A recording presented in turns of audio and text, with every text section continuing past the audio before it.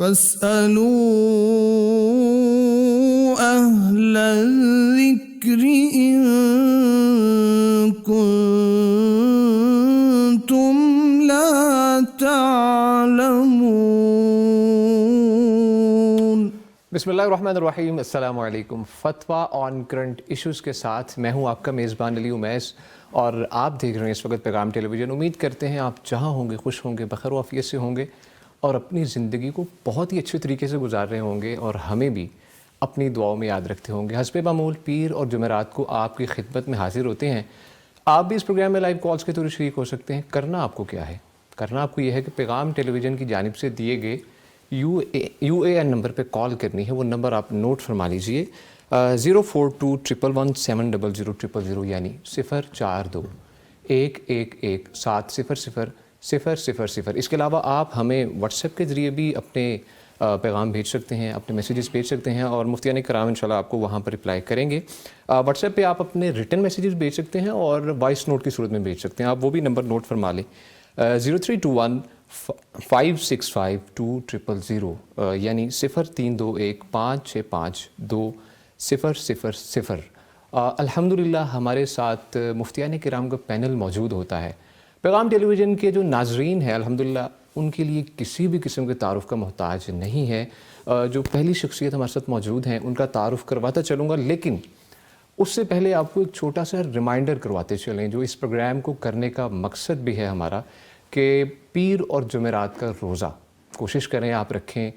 کوشش ہے، اور خاص طور پر آج کل تو آپ کو پتہ سردیوں کے دن ہیں، دن چھوٹے راتیں لمبی ہیں۔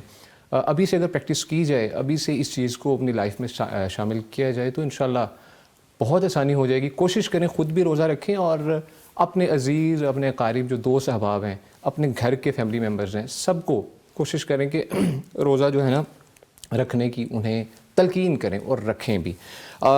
ہم اپنے مہمانوں کی جانب بڑھتے ہیں۔ ہمارے جو اسٹوڈیوز میں معزز مہمان موجود ہیں، جو پہلی شخصیت ہیں فضیلت الشیخ مفتی عبدالولی خان حفظہ اللہ تعالی، ہم انہیں خوش آمدید کہتے ہیں۔ مفتی صاحب السلام علیکم۔ وعلیکم السلام ورحمۃ اللہ۔ مفتی صاحب کیسی طبیعت ہے؟ جی شکر ہے، الحمدللہ جی الحمدللہ۔ اور ان کے ساتھ جو دوسری شخصیت موجود ہے جی، فضیلت الشیخ مفتی نعمان فاروقی حفظہ اللہ تعالی۔ مفتی صاحب خوش آمدید، السلام علیکم۔ وعلیکم السلام ورحمۃ اللہ۔ مفتی صاحب کیسے مزاج ہیں آپ؟ اللہ کا بہت شکر، الحمدللہ الحمدللہ۔ مفتی صاحب اپنی جو خبریں ہیں ان کی جانب بڑھتے ہیں۔ جو آج کی خبر ہے، جعلی عامل کی مردوں کو بے ہوش کر کے 2 خواتین سے مبینہ عصمت دری، بہت افسوسناک واقعہ ہے۔ اور اس سلسلے میں جو ہمیں شرعی رہنمائی مفتی صاحب درکار ہے کہ اسلامی نقطہ نظر سے جعلی عاملوں کے جرائم جیسے دھوکہ دہی، عزت پامال کرنا اور خواتین سے زیادتی کی سزا کیا ہے، اسلامی اصولوں میں رہنمائی فرما دیں۔ الحمدللہ رب العالمین، والصلاة والسلام علی سید المرسلین وعلی آلہ وصحبہ اجمعین، اما بعد۔ یہ جو صورتحال آپ نے بیان فرمائی، اس میں ایک جانب کی کمی نہیں ہے، کوتاہی نہیں ہے، بلکہ کوتاہی ہمہ جانبہ ہے۔ جو جرائم یہ عامل یا جعلی عامل وہ کرتے ہیں اور جرائم کا ارتکاب یہ کرتے ہیں، یہ تو نہایت شنیع ہے، نہایت قبیح ہے، اور ان کی سزائیں شریعت میں نہایت واضح ہیں۔ جو بندہ بدکاری کرتا ہے اور وہ شادی شدہ ہے تو اس کی سزا شریعت میں سنگسار ہے، رجم ہے۔ جب 4 گواہ موجود ہوں اور وہ گواہی دیں، یا یہ بندہ خود اقرار کرے اور بینہ ثبوت اور شواہد موجود ہو، تو پھر ایسے شخص کو شرعی طور پر تو سنگسار کیا جائے گا، رجم کیا جائے گا کہ یہ اتنا قبیح عمل ہے کہ، اور ایک نہایت برے راستے پر یہ چل پڑے ہیں۔ وَلَا تَقْرَبُوا الزِّنَا إِنَّهُ كَانَ فَاحِشًا وَسَاءَ سَبِيلًا۔ اللہ سبحانہ وتعالیٰ نے فرمایا زنا کے قریب بھی مت جاؤ، یہ تو شروع سے ایک بہائی والا کام ہے اور برا راستہ ہے۔ یعنی یہ ایسا عمل نہیں ہے کہ کسی بھی شریعت میں یا کسی بھی زمانے میں اس کی اجازت دی گئی ہو، ہمیشہ سے ایک حرام کام ہے۔ تو اس کام کا مرتکب جو ہوتا ہے اگر شادی شدہ ہے تو رجم ہے، اور اگر شادی شدہ نہیں ہے اور بات ثابت ہو جاتی ہے شرعی طریقے سے تو پھر اس کو 100 کوڑے لگیں گے، اور اسی طرح اس کو 1 سال کے لیے، کم از کم 1 سال کے لیے جیل میں ڈالا جائے گا، اس علاقے سے اس کو یعنی کہ علاقہ بدر کیا جائے گا، اس علاقے سے اس کو نکالا جائے گا۔ تو یہ تو شرعی جو حل ہے اس کا اور شرعی سزا ہے وہ ان چیزوں کا یہی ہے۔ اور خرابی ہمہ جانبہ میں نے اس کی بات کی، وہ کیسے؟ ایک عورت گھر سے نکلتی ہے خاوند کی اجازت کے بغیر، بھائی کی اجازت کے بغیر، باپ کی اجازت کے بغیر، سسر صاحب کی اجازت کے بغیر، اور وہ جاتی ہے کسی عامل کے پاس، اور وہاں پر اس کے ساتھ یہ معاملہ کیا جاتا ہے۔ صاحب اس معاملے میں تو خود جو ان کے گھر کے جو افراد وہ لے گئے، میل حضرات لے گئے، انہیں جو ہے عامل نے پہلے بے ہوش کیا، جو 2 ساتھ افراد تھے میل تھے، دین فیمیل کے ساتھ وہ جو عصمت داری والا مقصد یہ ہے کہ یہ اتنے فعال ہے اور اتنے ماہر ہے ان امور میں کہ اگر مرد آ گیا تو اس کو بے ہوش کر دو، چائے پلا کے اس کو بے ہوش کر دو، اور باقی عورتوں کے ساتھ جو کرنا ہے وہ کرو۔ تو یہ کیوں جاتے ہیں؟ ان لوگوں کے پاس نہ علم غیب ہے، نہ یہ جو ہے نہ کوئی غیب کی خبریں جانتے ہیں، نہ مستقبل کے حوالے سے ان کو پتہ ہوتا ہے، دعوے کرتے ہیں ہمارے پاس جنات ہے، ہمارے پاس یہ ہے، ہمارے پاس وہ ہے۔ تو ایسے لوگوں کو وہ پھر نہ بیوقوف بنا کے خواتین ان کے پاس جاتی ہے۔ جو واقع پیش آیا ہے یعنی کہ میاں بیوی کے درمیان علیحدگی ہو گئی ہے، اب بچے جو ہے خاوند کے پاس، یہاں سے نا مسئلہ خراب ہو جاتا ہے کہ جب دین نے ایک بات بتا دی ہے کہ اگر میاں بیوی کے درمیان علیحدگی ہو جائے اور بچے ابھی چھوٹے ہیں، نابالغ ہیں، تو وہ خاتون کا حق ہے، ماں کا حق ہے کہ ان کے پاس رہے، اور جو باپ ہے بچوں کا وہ اس کو خرچہ دے دے، اور یہ ترتیب ہے۔ ہاں اس عورت نے آگے پھر شادی کر لی ہے تو پھر باپ کا حق ہے کہ اپنے بچوں کو واپس لے لے۔ اب دین پر جب عمل نہیں ہوگا نا تو پھر ایسے یعنی درجہ بدرجہ یہ خرابیاں پیش آتی جائیں گی۔ خاوند نے یہاں پر دین پر عمل نہیں کیا، بچوں کو واپس نہیں کیا ان کی ماں کے پاس، تو یہ ماں گئی عامل کے پاس، عامل نے یہ کارنامہ سر انجام دیا۔ تو یہ ساری باتیں کیسی ہیں؟ دین کی طرف آنے کی طرف اشارہ ہے کہ اللہ کے بندو دین پر عمل کرو، جو بھی ہے تم میاں بیوی رہے ہو، اب علیحدگی ہو گئی ہے تو یہ بچے جو پیدا ہوئے ہیں، جس طرح باپ کا حق ہے، ماں کا بھی حق ہے، اور ماں کا حق ان بچوں پر زیادہ ہے۔ اور اللہ کے نبی صلی اللہ علیہ وسلم نے فرمایا انت احق بہ ما لم تنکحی، ابو داؤد شریف کے حدیث ہے کہ بچوں کا حق تجھے زیادہ ہے کہ تو اپنے پاس رکھے۔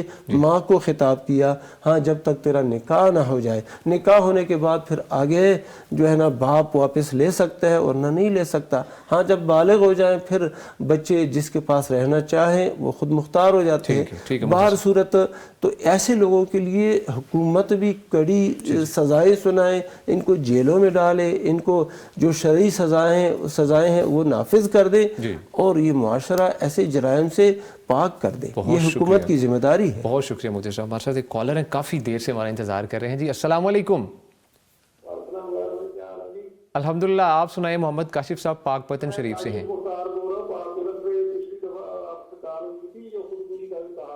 جی جی جی بالکل جی، الحمدللہ جی۔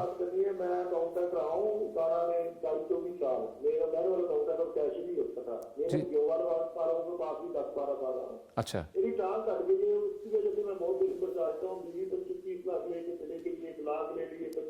انا للہ و انا الیہ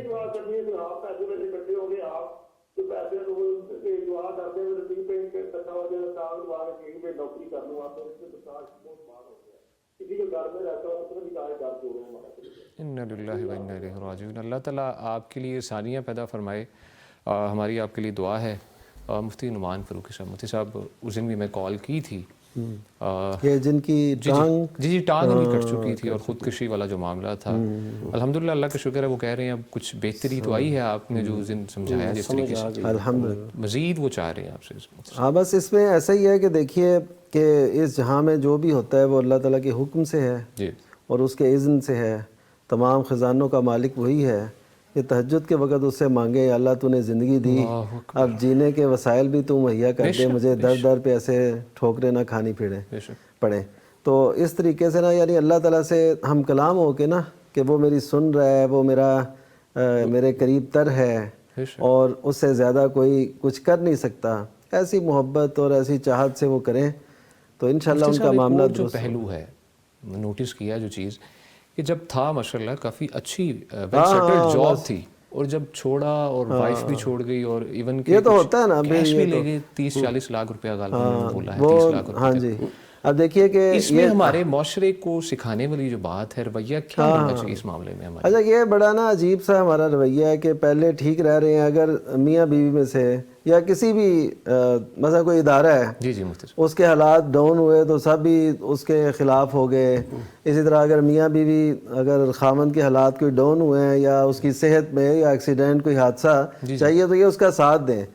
اور یقیناً اصل گھر والے، اصل میاں بیوی وہی ہیں جو ہر حالت میں ایک دوسرے کے ساتھ رہیں. بالکل. اور دن تو بدلتے رہتے ہیں، تلک الایام نداولها بین الناس، ہم امید دلاتے ہیں بے شک بے شک کہ اللہ تعالیٰ ضرور یہ دن بھی پھیرے گا. آپ اس کے در سے جڑے رہیں، اس کے در کو نہ چھوڑیں تو انشاءاللہ دیکھیے ایک دن آئے گا پھر اللہ تعالیٰ ان پہ وہ بہاریں لے آئے گا انشاءاللہ. دل برداشتہ نہ ہو، بس دل برداشتہ نہ ہو آپ، اللہ تعالیٰ بہتر کرے گا. اور مفتی آپ زیادہ سے زیادہ دعا کریں اور کوشش کریں، اللہ تعالیٰ آپ کے لیے آسانی فرمائے. مفتی نعمان فاروقی صاحب، مفتی صاحب اگلی ہیڈ لائن کی جانب بڑھتے ہیں. مفتی صاحب جو دوسری ہیڈ لائن ہے کہ انڈر ورلڈ کوئی کمپنی ہے، وہ ڈی کمپنی کے نام سے ہے جو کہ بھتہ لینے تھی، اس کے کچھ ملزمان جو ہے گرفتار کیے گئے ہیں. اس معاملے میں جو ہمیں شرعی رہنمائی درکار ہے مفتی صاحب، بھتہ خوری اور دھمکیوں کے ذریعے رقم وصول کرنا ایک سنگین جرم ہے.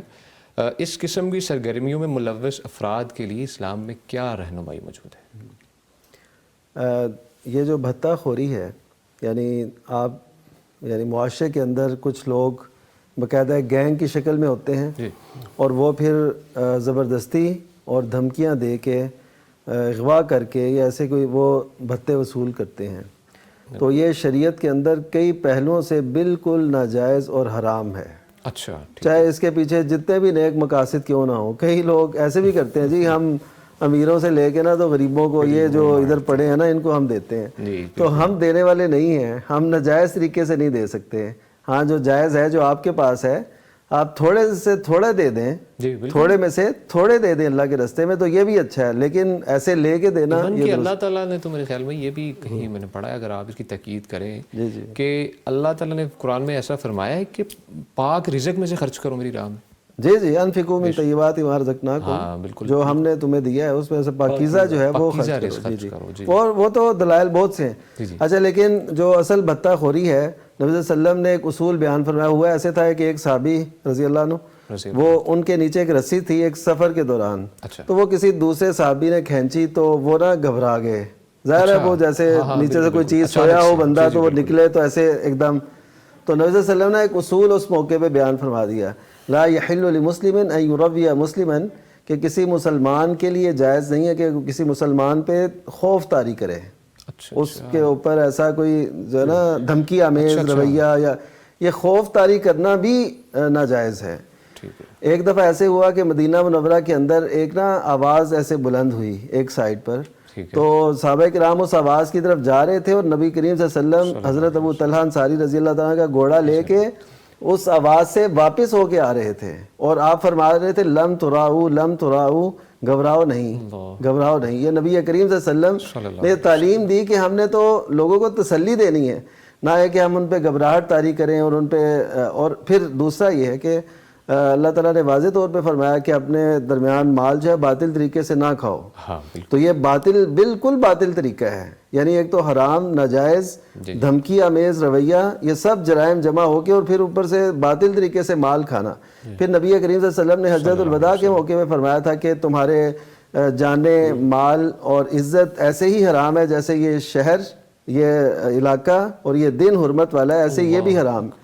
تو یہ ساری حرمتیں پامال کر کے صرف اپنی اس تسکین کے لیے ایسے کرنا، اور یہ دیکھیے وہ باہر بیٹھے کوئی گینگ ہے ملائیشیا سے، اور دیکھیں اب یہ ایسے تو نہیں ہے جن کو کوئی کھانے پہ، لوگ عموماً کہتے ہیں جی اور لوگ کیا کریں، اگر یہ نہ کریں تو کیا کریں، یہ نہیں ہے. ان کے پیچھے اگر آپ دیکھیں پوری گینگز ہوتی ہیں، اور ان کا تعلق جو ہے، پہلے بھی ایک خبر ایسی کوئی آئی تھی کہ وہ باہر کے ملک میں ایسے وہ وہاں سے آپریٹ کیا جائے. تو اس وجہ سے اس کا مطلب ہے کہ اس وجہ سے نہیں کرتے کہ بھوکوں مر رہے ہیں، بلکہ یہ اس وجہ سے کرتے ہیں کہ ان کو وہ آسائشیں، وہ سہولیات، وہ وسائل چاہیے ہوتے ہیں، اور اس کے لیے اتنی بڑی بڑی کارروائیاں کرتے ہیں، اور اس وجہ سے امن تباہ ہے. میں تو کہوں گا ان کو وہی سزا جو شریعت میں رکھی گئی ہے کہ ان کو جو زمین میں فساد اور محاربت کرتے ہیں اور فساد پھیلاتے ہیں، ان کو تو نشان عبرت بنانا چاہیے، تاکہ دوسروں کو بھی دیر تک جو ہے نا لوگ عبرت انگیز حالت میں رہیں اور کوئی بھی ایسا اقدام نہ کرے.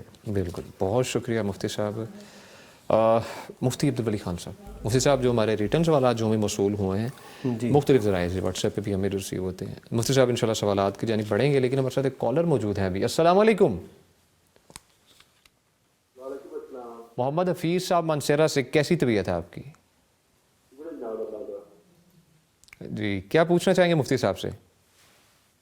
مفتی صاحب سے میں نے یہ پوچھنا ہے کہ منصیرہ قریب ایک گاؤں ہے، ایک باپ کی 4 بیٹیاں تھیں. اچھا.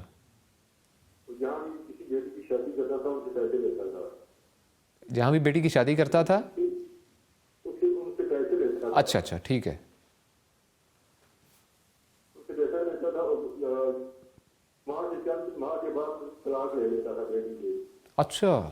ہاں جی 3-4 وقت بعد ساری بیٹی کے ساتھ سے مل گیا. ایک بیٹی ہے جو اس کا ہاں اس کا پولیس میں ملازم تھا. وہ خوشحال بات رہی تھی اسے. اس کے بعد نے کہا کہ میں نے اس بیٹی کی طلاق لینا ہے. اس کی بیٹی نے کہا کہ میں نے طلاق نہیں لینا. اچھا. میں بھی خوشحال ہوں اور میرا ہاں بھی خوشحال ہے. ٹھیک ہے. اس نے کہا میں نے لینا ہے. جی اس نے طلاق تو لے لی. جیسی گئی اس پہنچی اس نے باپ کو گولی مار دی. اچھا اس بچی نے باپ کو گولی مار دی. اچھا ہاں جی ٹھیک ہے. اب اس کے بعد اسے لڑکی کا ہم لوگ بازار میں گیا. اس کے ریلیٹڈ جو ہاں اس کا باپ تھا آج جی جی وہ بازار میں گیا تو انہوں نے گولی مار دی ان کو، لڑکے کو. اچھا لڑکے کو بھی گولی مار دی. انا للہ و انا الیہ راجعون. مار دی. اب یہ بتائیے لڑکی کا کیا باپ کو اللہ تعالیٰ کیا دے گا. انا للہ. بڑا افسوسناک واقعہ ہے. انشاءاللہ مفتی صاحب رہنمائی لیتے ہیں. شکریہ کال کرنے کے لیے مفتی عبدالولی خان صاحب. مفتی صاحب طویل گفتگو تھی. طویل گفتگو ہوئی. اب جو ہے نا جب ایک دفعہ اس لڑکی کا نکاح ہو گیا اور وہ میاں بیوی بن چکے ہیں، رخصتی بھی ہو چکی ہے، اس کے بعد باپ کہتا ہے کہ طلاق دے تو میری بیٹی کو. بیٹی نہیں چاہتی طلاق اور خاوند بھی نہیں چاہتا طلاق دینا، تو پھر یہ جو کہتے ہیں پھر اس نے طلاق لے لی. ہاں زیادہ انہیں زور زبردستی کر کے طلاق لے لی. یہ طلاق دینا اس بندے کو نہیں چاہیے تھا کہ طلاق دے. ٹھیک ہے. کیونکہ جب بیوی خوش ہے تو یہ بھی خوش ہے. طلاق نہیں دینی چاہیے تھی. اس کے بعد جو بیٹی نے باپ کو قتل کیا ہے یہ بھی ایک جرم ہے. قتل کرنا اور پھر باپ کو قتل کرنا یہ کسی بھی صورت میں جائز نہیں. وہ اسی خاوند کے ساتھ رہتی، پھر چلی جاتی اور وہاں پر اس کے ساتھ دوبارہ نکاح کر لیتی، لیکن یہ باپ کو قتل کرنا یہ تو کسی بھی صورت میں جائز نہیں ہے. وہ باپ مجرم ہے. باپ جو ہے نا اس نے جرم کیا ہے، اپنی بیٹی کا گھر اجاڑا ہے، لیکن اس کی یہ سزا نہیں ہے کہ اس کو قتل کر دیا جائے. اچھا وَمَن يَقْتُلْ مُؤْمِنًا مُتَعَمِّدًا فَجَزَاؤُهُ جَهَنَّمُ. جو بندہ ایک مومن کو قصداً قتل کرے تو اس کی سزا جہنم ہے.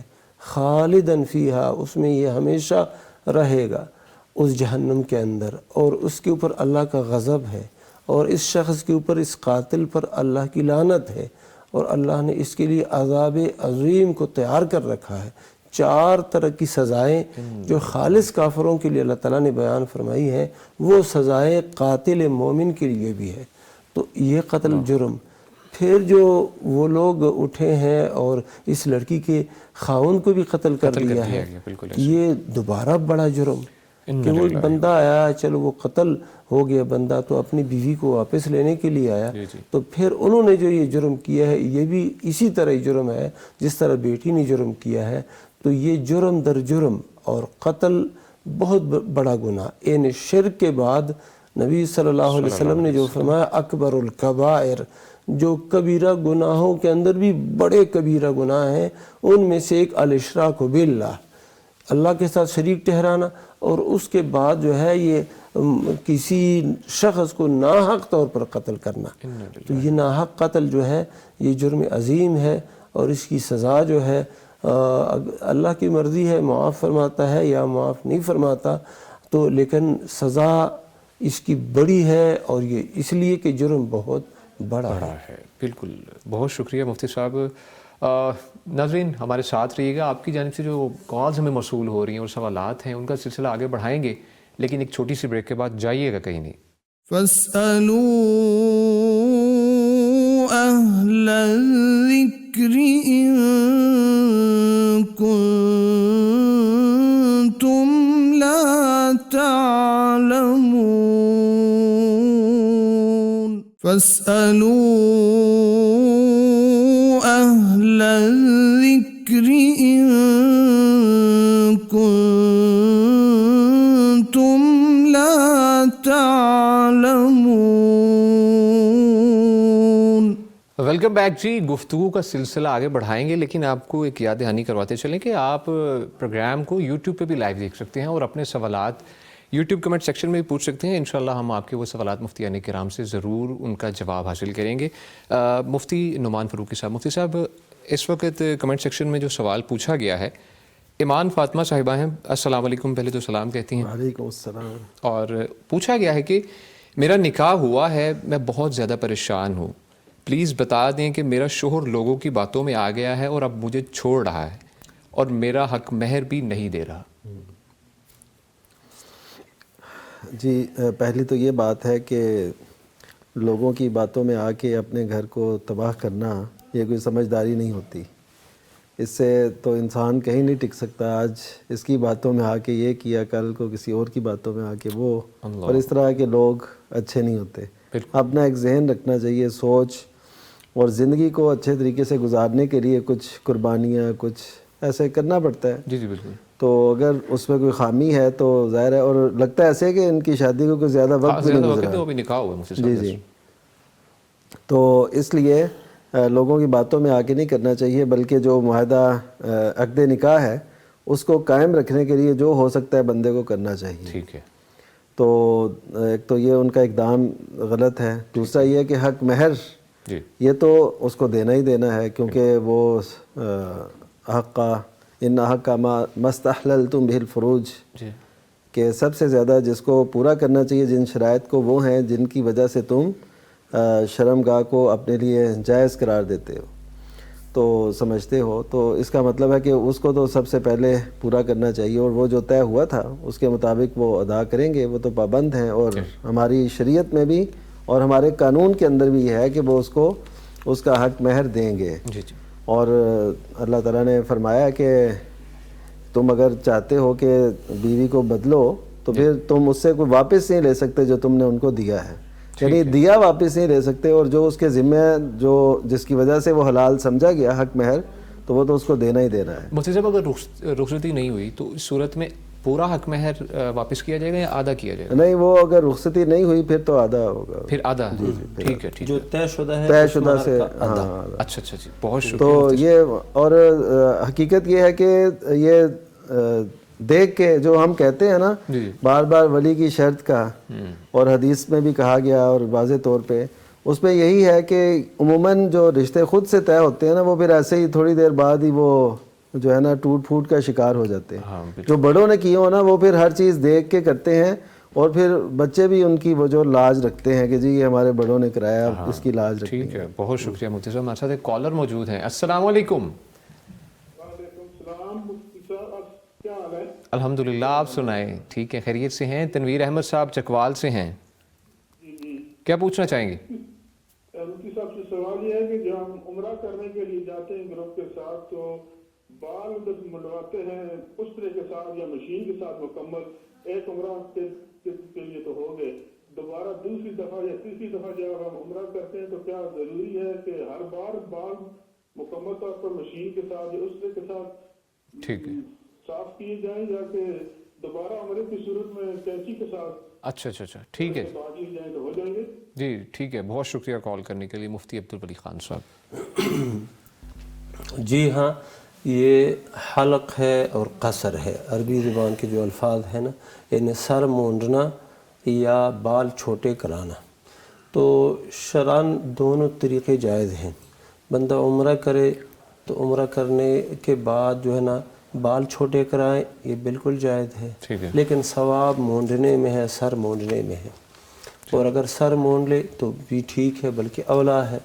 اب پھر دوسرا عمرہ جو کیا ہے مدینہ سے واپس آ کے تو تھوڑے بہت بال جو ہے نا اگ آتے ہیں، تو اس کے اوپر پھر اس طرح پھیریں گے اور حلق کریں گے، یعنی سر مونڈیں گے، اور یہ اولا اور بہتر ہے۔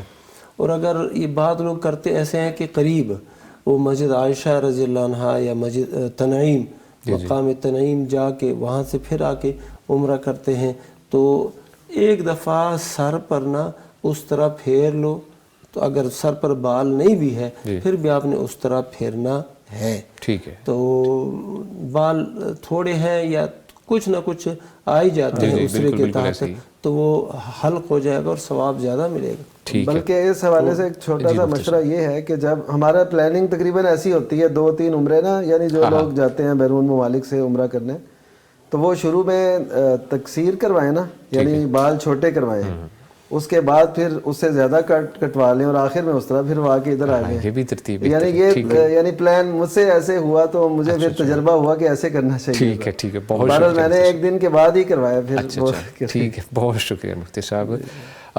مفتی محمد نعمان فاروقی صاحب، مفتی صاحب پوچھا گیا ہے کہ فولڈنگ جائے نماز پر نماز ہو جاتی ہے؟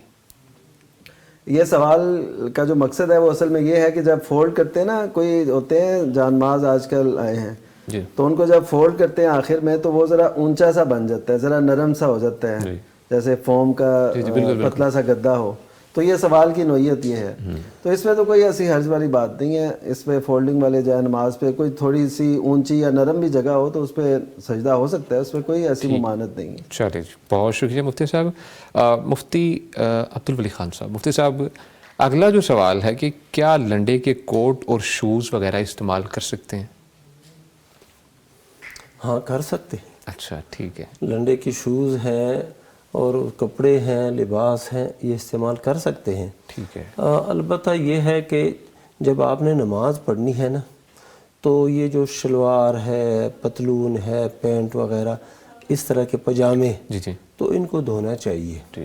دھونے کے بعد پھر وہ استعمال کرے، اس میں نماز پڑھے، کیونکہ یہ اکثر یورپ سے اور کفری ممالک سے یہ لباس آتا ہے، تو وہاں پر وہ لوگ جو ہے نا استنجا اور پیشاب کی چھینٹوں سے بچنا، اس کا لحاظ کرتے نہیں۔ جب نہیں کرتے تو وہ پیشاب کی چھینٹیں وغیرہ کپڑوں پہ لگ جاتے ہیں، تو ان کو دھو لیں۔ ٹھیک ہے، دھونے کے بعد جو ہے نا آپ اس کو استعمال کر سکتے ہیں، اور اس میں کوئی حرج نہیں ہے۔ اللہ کے نبی صلی اللہ علیہ وسلم کفار کے ہاتھ بنے ہوئے جو لباس ہوتے تھے ان کو پہنتے تھے۔ شام کافروں کے ہاتھ میں تھا اور وہاں سے شامی جبے آتے تھے، نبی صلی اللہ علیہ وسلم وہ پہنتے تھے، کوئی حرج نہیں ہے۔ البتہ یہ دیکھنا ضروری ہے کہ یہ جو لباس ہے نا، بیک پہ یا سامنے ایسے الفاظ لکھے ہوتے ہیں کہ اس معاشرے میں ان الفاظ کا استعمال کوئی ایسے عیب والی بات نہیں ہوتی، یعنی مثلا گالی ہوتی ہے یا کوئی اور فحش سا جملہ ہوتا ہے، تو وہ دیکھ کے سمجھ کے یا اس کو پھر بندہ ہٹا دے، کسی طریقے سے مٹا دے اور پھر پہن لے، کوئی استعمال کرے، کوئی مسئلہ نہیں۔ بہت شکریہ مفتی صاحب۔ اس میں ایک چھوٹی سی بات کہ اس میں بعض چیزیں ایسی ہوتی ہیں جن میں سور کے وہ چمڑے کی وہ لکھا ہوتا ہے باقاعدہ، تو ان چیزوں سے اوائڈ کرنا۔ بعض کا مفلر ایسے ہوتے ہیں، یہ اس کے بالوں سے بنے ہوتے ہیں، لکھا ہوتا ہے باقاعدہ، تو ان چیزوں سے کو دیکھنا چاہیے۔ بہت شکریہ مفتی صاحب۔ ہمارے ساتھ ایک کالر موجود ہے جی، السلام علیکم۔ محمد نعیم صاحب میرپور سے ہیں، کیسی طبیعت ہے، کیا حال ہے آپ کا؟ الحمدللہ جی، اللہ کا شکر۔ کیا پوچھنا چاہیں گے؟ میں سوال बाग हमारे पास होते हैं आम के या बेरों के किसी भी चीज के, जी जी, तो उसमें क्या है कि फल लगने से पहले ही सौदा कर लिया जाता है। ठीक है। तो ये पूछना चाहते हैं जैसे कोई फसल है या बाग है, उसके मतलब उसके लगने से पहले उसका सौदा हो सकता है या नहीं? ठीक है जी, बहुत शुक्रिया कॉल करने के लिए मुफ्ती नुमान फ़ारूकी साहब। इस हवाले से तो बिल्कुल वाज़ेह हदीस में रहनुमाई मौजूद है कि ये सौदा ना किया जाए हत्ता तब्दुआ सलाहू, कि उसका जो फल है ना वो वाज़े ना हो जाए और वो भी पकने के करीब पर हो। ठीक है। यानी क्योंकि पकने से पहले के जो मराहल होते हैं ना उसमें कई दफ़ा वो भूर लगता है, जड़ जाता है और फिर वो सौदा किसी और का हुआ होता है और वो नुकसान सारा फिर एक को पड़ जाता है। तो इस वजह से नबी सल्लल्लाहु अलैहि वसल्लम ने जो फरमाया वो यही है कि जब फल पकने के करीब है, वाज़े हो जाए वो, तो उस वक्त उसका सौदा किया जाए, उसकी फ़रोख्त की जाए, तो ये तरीका ठीक है। इसके अलावा जो हम करते हैं इसमें फिर ज़ाहिर अंदेशे हैं, कभी नुकसान हो सकता है उस। अच्छा अच्छा, ठीक है, बहुत शुक्रिया। कभी चीज़ मौजूद भी नहीं होती। हाँ जी, यानी तब्दु व सलाहु, मकसद ये है कि उसकी ना वो फल जो है वो जर्द रंग उसके अंदर आ जाए या सुर्ख रंग आ जाए, या जो बाज़ फल होते हैं वो रंग उनका काला होता है, काला रंग शुरू हो जाए तो फिर फ़रोख्त करो। एक ये बात है। हाँ, एक सूरत और है, वो हम वो सूरत भी बता देते हैं। वो सूरत ये है कि ये जो ज़मीन है ना, बाग जहाँ पे लगा हुआ है, ये ज़मीन ही इजारे पे ले ले, ठेके पे ले ले, इजारे पे ले ले, तो फिर वो इजारा या ठेका वो सही है। अच्छा जी, बहुत शुक्रिया मुफ्ती साहब। गुफ्तगू का सिलसिला आगे बढ़ाएंगे। नाज़रीन, गुफ्तगू और आपके सवालात का सिलसिला आगे बढ़ाएंगे, लेकिन एक छोटी सी ब्रेक के बाद। फस्अलू अहल ज़िक्रि इन कुंतुम ला तालमून। फस्अलू अहल ज़िक्रि इन कुंतुम ला तालमून। वेलकम बैक जी। गुफ्तगू का सिलसिला आगे बढ़ाने से पहले मुफ्ती अब्दुल वली खान साहब, मुफ्ती साहब यूट्यूब पे हमें जो कमेंट जो सवाल पूछा गया है, नरगिस साहिबा हैं, पूछती हैं कि मैयत को गुस्ल देने वाले को ख़ुद भी गुस्ल करना ज़रूरी है या नहीं? नहीं, ज़रूरी नहीं है। अच्छा। ताहम हदीस में आता है कि जो शख्स मैयत को गुस्ल दे वो भी गुस्ल करे, ये हुक्म इस्तेहबाबन है। मकसद ये है कि कार सवाब है, अच्छी बात है कि बंदा बाद में ख़ुद गुस्ल करे, लेकिन अगर वो गुस्ल नहीं करता तो इसके ऊपर वाजिब नहीं है, वो गुनाहगार नहीं है। अच्छा जी, बहुत शुक्रिया मुफ्ती साहब। रिटर्न सवालात की जानिब बढ़ते हैं मुफ्ती नुमान फ़ारूकी साहब। मुफ्ती साहब, पूछा गया है कि मियाँ बीवी दोनों टीचर हैं, सास की खिदमत पर मियाँ बीवी के दरमियान अनबन हो गई और खामद ने दूसरे कमरे में जाकर तुम आज़ाद हो का मैसेज भेज दिया। इस सिलसिले में शरई हुक्म क्या है? सही। इससे पहली बात तो ये यहाँ होती है कि पढ़े लिखे लोगों में भी ये जल्दबाजी और ऐसी चीज़ें आ सकती हैं और होती हैं। यानी ये नहीं सिर्फ जहालत का मसला नहीं है, मसला उस हौसले का है जो उनका है, आज गुम है, गायब है। तो हौसले से काम लेना चाहिए। तो अगर ऐसा कुछ हो भी जाए, ज़ाहिर है ये सास की खिदमत के हवाले से कोई इनकी हुई तो ज़ाहिर है वो बेटे की वालिदा है, तो उमूमन ये समझा जाता है कि जी हम तो खामन की बस खिदमत करती हैं, बाकी मामला तो वो उनकी जो उनके वालिदैन हैं उनको कोई और देखे, ऐसा तो नहीं हो सकता ना। ज़ाहिर है वालिद खामन की खुशनुदी अगर देखनी है तो ज़ाहिर है उसके वालिदैन की खुशनुदी को देख के ही हासिल कर सकेंगे। उनके वालिदैन को इग्नोर करके तो कोई भी औरत खामन की खुशनुदी नहीं ले सकती, अगर वो औलाद या बेटा वो ठीक हो तो। बहरहाल ये है कि ऐसा अगर हो जाए, और जैसे उन्होंने लिखा कि तुम आज़ाद हो, अब इन लफ्ज़ों के चूँकि ये वाज़े नहीं है, लफ्ज़ तलाक से किनाया है। अच्छा, ठीक है, ठीक है, तलाक से किनाया है, तो अब इसको देखा जाएगा कि उनकी नीयत इस हवाले से क्या है। ठीक है, अगर तो उनकी नीयत है तलाक की, तो ये उनके कहने से एक दफ़ा तलाक वो हो जाएगी। अच्छा, एक तलाक हो जाएगी। अगर 3 महीने 3 यानी मेंसेस पीरियड गुजर चुके हैं तो अब उसके बाद इनका आपस से निकाह नहीं रहेगा। और अगर इनका इस दौरान रुजू हो जाता है तो फिर ज़ाहिर है वो रुजू हो गया। اب زندگی میں پھر کبھی اگر اللہ نہ کرے ایسا معاملہ پیش آئے تو پھر وہ دوسری شمار ہوگی طلاق. اچھا جی ٹھیک ہے, بہت شکریہ مفتی صاحب. مفتی عبدالولی خان صاحب, مفتی صاحب ہمیں واٹس ایپ پہ جو میسیج ریسیو ہوا ہے, مفتی صاحب بڑھتے ہیں ان سوالات کی جانب, لیکن ایک کالر ہے ہمارے ساتھ. جی السلام علیکم. وعلیکم السلام. مسز سہیل صاحبہ خانے وال سے, کیا پوچھنا چاہیں گے آپ؟ شوہر کے بھتیجے اور بھانجوں سے پردے کا شرعی حکم بتائیں. ٹھیک ہے جی, بہت شکریہ کال کرنے کے لیے مفتی عبدالولی خان صاحب. جی ہاں, شوہر کا جو بھتیجا ہے جی وہ شوہر کی بیوی کے لیے محرم نہیں ہے. اسی طرح خاوند کا جو بھانجا ہے وہ بھی محرم نہیں ہے ٹھیک ہے عورت کے لیے. لہذا ان سے وہ جو پردہ ہے, شرعی پردہ, وہ لازم ہے. اور ایک ہے نا تنہائی اور خلوت اختیار کرنا, وہ تو بالکل حرام ہے. یعنی گھر کے اندر خاتون ہے اور خاوند کا بھتیجا ہے, اچھا یہ اکٹھے رہتے ہیں.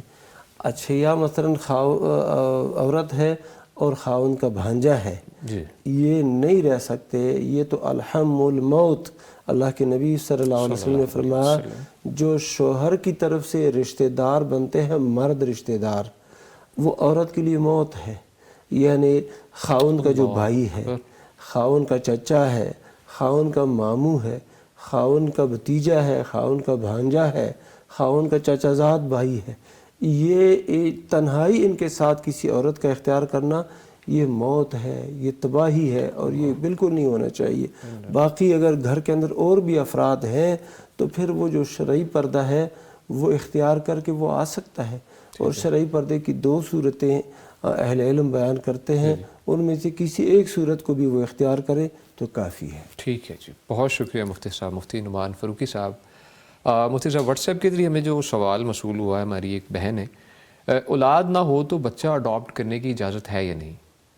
صحیح جی, اولاد بالفرض ہو بھی تو بھی اگر آپ چاہتے ہیں کوئی بچے کو لینا, جیسے آپ کسی یتیم کو لے لیتے ہیں, کسی ایسے گم شدہ بچے کو لے لیتے ہیں جو جس کے والدین کا پتہ نہیں چل سکتا, یعنی ایک تو یہ مسئلہ ہے کہ کسی بھی صورت میں آپ بچے کو اختیار کر سکتے ہیں. ٹھیک ہے. اب مسئلہ کیا ہے, جاہلیت میں ایسے ہوتا تھا کہ اس بچے کی نسبت اس کے اس اسٹیپ فادر کی طرف کر دی جاتی تھی. اچھا اچھا اچھا, ٹھیک ہے, کہ یعنی یہ اس کا بیٹا ہے. جیسے نبی کریم صلی اللہ علیہ وسلم کا جو متبنہ تھے حضرت زید بن حارثہ رضی اللہ تعالیٰ عنہ, تو ان کو بھی نبی صلی اللہ علیہ وسلم کا بیٹا کہا جانے لگا.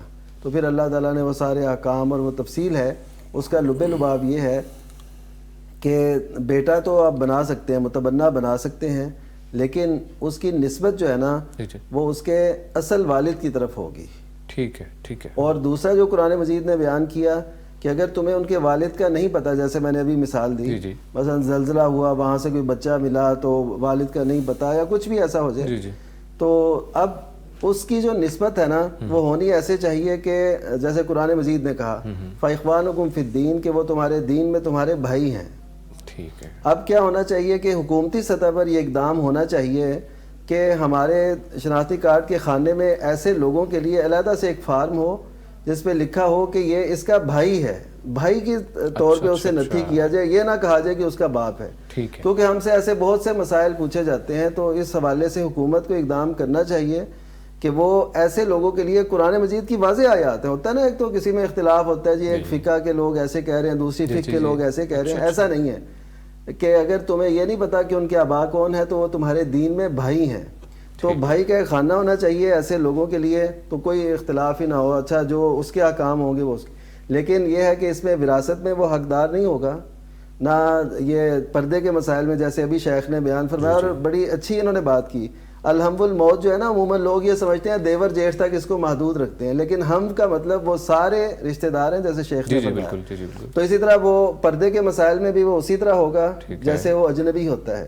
صرف وہ یہ ہے کہ اس کو بیٹا بنانے میں ایک پیار محبت کے اظہار میں ایسے کیا جاتا تھا, اور اب بھی کوئی ایسے کرے تو اسے کر سکتا ہے, لیکن کبھی بھی جو اس کا اصل والد ہے اس سے نسبت ہٹا کے اپنا نام شناختی کارڈ میں لکھوانا یہ درست نہیں ہوگا. مفتی صاحب جائیداد کے حوالے سے بھی جائیداد بھی نہیں, ٹھیک ہے, جائیداد بھی نہیں. ٹھیک ہے. البتہ اگر وہ پردے والا مسئلہ نا, رضاعت, ہاں اگر رضاعت ہو ایک علیحدہ, جی جی اچھا اچھا, یعنی اگر وہ عمر اس کی کم ہے, 2 سال کے اندر ہے, تو پھر اس شخص جس نے اس کو لیا ہے اس کی بہن یا اس کی یہی بیوی اس کو دودھ پلائے تو ان کا رضائی بیٹا بن جائے گا یا رضائی بھانجا بن جائے گا. اچھا یا رضائی بھتیجا بن جائے گا اگر اس کی بھابھی اس کو دودھ پلائے. ٹھیک ہے, بہت شکریہ مفتی صاحب. مفتی عبدالولی خان صاحب, مفتی صاحب پوچھا گیا ہے کہ التحیات والصلوات والطیبات سے کیا مراد ہے؟ یہ اس سے مراد جو ہے نا, ایک تو عام ہم کرتے ہیں کہ التحیات اس سے مراد قولی عبادتیں ہیں, اور والصلوات سے عملی عبادتیں ہیں, اور اسی طرح الطیبات سے مراد مالی عبادتیں. مقصد یہ ہے کہ جو عبادت ہم زبان سے کرتے ہیں, اللہ تعالیٰ کی توصیف اور تعریف اور ستائش ثنا بیان کرتے ہیں, تو یہ ساری عبادتیں اللہ ہی کے لیے, کسی اور کے لیے نہیں ہیں. اور پھر الصلوات جو ہے اس سے مراد یا 5 نمازیں ہیں یا ہر طرح کی عبادت ہے, عملی عبادت یا نوافل اور فرائض تمام نمازیں, یہ دونوں مراد ہیں. ٹھیک ہے. اچھا, اور طیبات سے مراد وہ پھر وہ جو مالی عبادات ہیں وہ مراد لیتے ہیں. اہل علم نے ایسا ہی بیان کیا. ٹھیک ہے, بہت شکریہ مفتی صاحب. ہمارے ساتھ ایک کالر موجود ہے, ان کی جانب بڑھتے ہیں. جی السلام علیکم. وعلیکم السلام. مہک فاطمہ صاحبہ سرگودا سے ہیں, کیا پوچھنا چاہیں گی مفتی صاحب سے آپ؟ میں نا کورس کرتی ہوں ترجمہ تفسیر کا. اچھا. ابھی میں نماز پڑھتی ہوں, قرآن پاک پڑھتی ہوں نا, مجھے اتنے عجیب عجیب خیالات آتے ہیں, بس دل کرتا ہے روتی رہوں عجیب سے. اللہ اکبر, اللہ تعالیٰ آپ کے لیے آسانی پیدا فرمائے. بہت شکریہ کال کرنے کے لیے مفتی عبدالولی خان صاحب. مفتی صاحب ترجمہ تفسیر کے اسٹوڈنٹ ہیں, لیکن خیالات ایسے آتے ہیں مایوسی سے بھرے, اور دل کرتا ہے کہ بس روتے رہیں, ڈپریشن کا شکار ہیں. ہم دعا کرتے ہیں کہ ہماری یہ بیٹی, ہماری یہ بہن, اللہ تعالیٰ ان کو صحت عطا فرمائے, اور جو یہ پریشانی والی صورت ہے اللہ تعالیٰ ان کو اس حالت سے نکالے. باقی یہ ہے کہ آپ ترجمہ اور تفسیر کی متعلمہ ہیں, اسٹوڈنٹ ہیں, تو آپ کو تو دوسروں کو یعنی کہ تسلی دینی چاہیے. قرآن مجید الا بذکر اللہ تطمئن القلوب, اللہ کے ذکر کے ساتھ ہی دلوں کو اطمینان نصیب ہوتا ہے.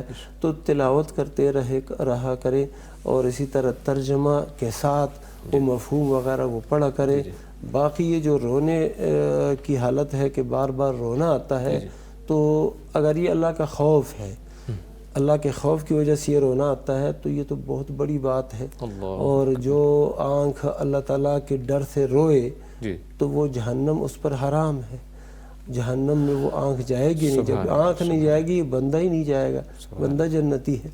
اور اگر ویسے کسی پریشانی کی بنیاد پر یہ رونا آتا ہے تو اللہ کی طرف رجوع کرتے رہا کریں, اور ذکر, اذکار, اور اسی طرح یہ جو تلاوت ہے اس کو حرز جاں بنائیں.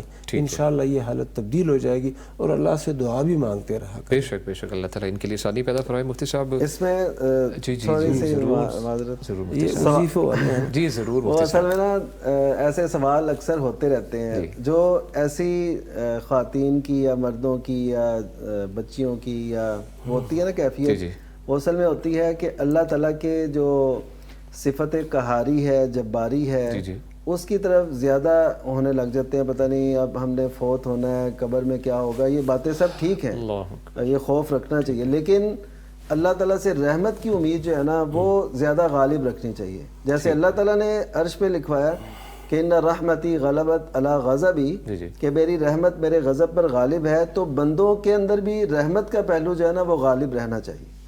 اس سے بڑا بیلنس قائم رہتا ہے. اگر وہ زیادہ خوف کو ہم طاری کر لینا تو پھر باقیتاً ایسے ہوتا ہے کہ انسان کچھ کر نہیں پاتا. یہ اس طرح کا خوف نہیں ہوتا کہ بندہ خوف میں بھی ہے, امید میں بھی ہے, رجا بھی ہے اسے, اور امید اور خوف اس کے درمیان, وہ ایسے نہیں ہوتا, بلکہ خوف کو غالب کر لیتا ہے, پھر کچھ کر نہیں سکتا, ڈپریشن میں چلا جاتا ہے, سبق یاد نہیں ہوتا, اس کے جو نکات ہیں وہ بھول جاتے ہیں. تو یہ وہ کیفیت ہے. کچھ کیفیت اس وجہ سے بھی میرے خیال میں طاری ہو سکتی ہیں کہ جب رشتوں میں دیری آ جاتی ہے کچھ معاملات میں, اس طرح کے معاملات, اور کئی شائع ہوتی ہیں بچیاں تو وہ نہیں کہہ پاتی. اس سلسلے میں والدین کو بھی بہتر خیال کرنا چاہیے. اسباب تو کئی ہو سکتے ہیں, لیکن عموماً جو میں نے دیکھا جو ریڈ کیا، جو نفسیات کو دیکھا، تو وہ یہ چیزیں زیادہ ہیں کہ وہ غالب کر لیتی ہیں اللہ کی صفت غضب کو رحمت پہ۔ اللہ تعالیٰ ان کے لیے آسانی فرمائے۔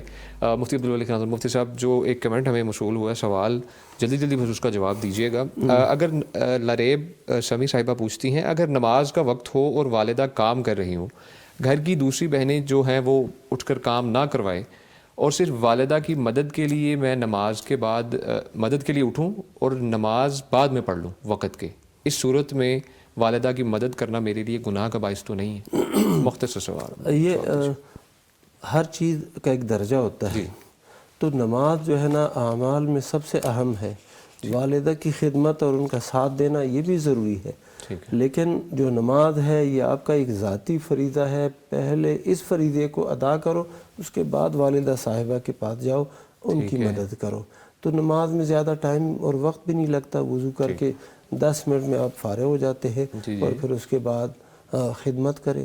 اور اسی طرح یہ بھی ایک نیکی ہے کہ اپنی بہنوں کو کہے کہ بہنوں وہ ماں کی مدد کرو، میں نماز پڑھتی ہوں پھر میں آ جاتی ہوں، پھر تم اپنا جو کام کرنا ہے وہ کریں۔ ٹھیک ہے جی، بہت شکریہ مفتی صاحب، جزاک اللہ خیرہ۔ ناظرین، پروگرام اپنے اختتام کو پہنچتا ہے، ہمارے ساتھ موجود رہے فضیلت الشیخ مفتی عبدالولی خان صاحب۔ مفتی صاحب بہت شکریہ بارک اللہ آپ کا آنے کا، جزاک اللہ خیرہ۔ اور ان کے ساتھ موجود رہے جی فضیلت الشیخ مفتی محمد نعمان فاروقی حفظہ اللہ تعالیٰ، ان کا بھی بہت شکریہ مفتی صاحب، جزاک اللہ خیرہ، اللہ آپ کو خوش رکھے، بہت شکریہ آپ کا آنے کا۔ ناظرین، اپنا پروگرام ختم ہوا چاہتا ہے، کوشش کریں کہ پیر اور جمعرات کا روزہ رکھیں، اور انشاءاللہ آپ سے ملاقات ہوگی اگلے پروگرام میں۔ تب تک کے لیے اپنا بہت سا خیال رکھیے، اپنے میزبان علی امیس اور پیغام ٹیلی ویژن کی پوری ٹیم کو دیجیے اجازت۔ اللہ نگہبان۔ فاسألوا أهل الذكر إن كنتم لا تعلمون۔